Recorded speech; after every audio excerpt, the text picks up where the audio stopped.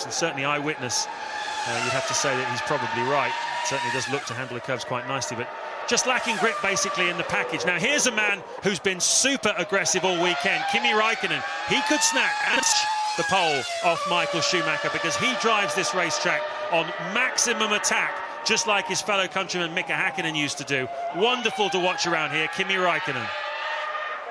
Already 5/100ths up on Michael Schumacher. He's taking it to the German. Yeah, it's a fraction up. We thought Michael Schumacher's time was beatable. I think there are two runners left who could and should beat it. One of them you're watching now.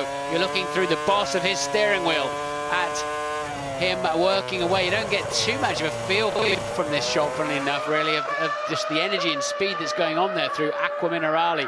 Let's see how this McLaren handles the curbs at the top of the Variante Alta. Beautiful, just a little bit of oversteer as he skipped across the top, and he's quarter of a second up with two Rivazzas and the final chicane only to go. He braked into there nicely.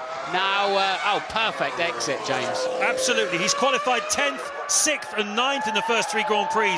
Qualifying has been the Achilles heel of McLaren Mercedes. They've got a very, very quick race car. It looks like they've sorted their problems. They've got a quick qualifying car as well. Out of the final corner he goes.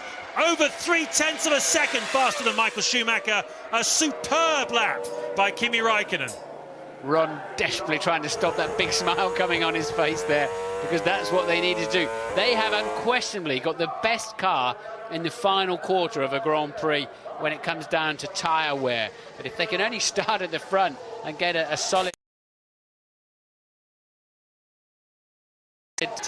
And Ted Kravitz has some news for us as Alonso, the World Championship leader, starts his lap. And just before this session, James, Alonso put a turn more front wing on, but interestingly, just on the left-hand side of that front wing. So more downforce just on that side of the car. Interesting, of course, because it's an anti-clockwise circuit here in Imola.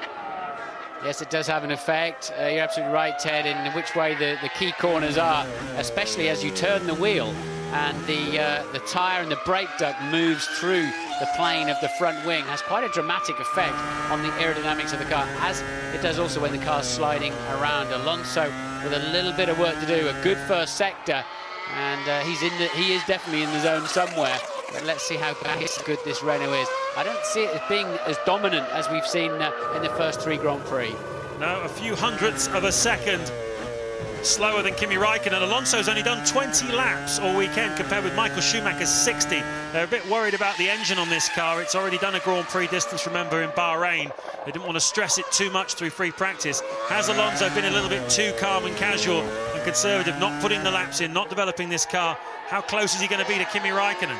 Yeah, well, Räikkönen's got a 3/10 gap between himself and Michael Schumacher, and Alonso might just drive right into the middle of that. Checkered flag is waving, and he does indeed. And look, only by 0.003. What an end of the lap for Fernando Alonso. And, well, they might be nursing the engine for the weekend, but they didn't spare the horses then, did they? They certainly didn't. Remember, Alonso using an older specification of engine than teammate Giancarlo Fisichella. And that is another very tidy lap from a man who has been performing extremely well. But it breaks a sequence, Martin. Every single qualifying session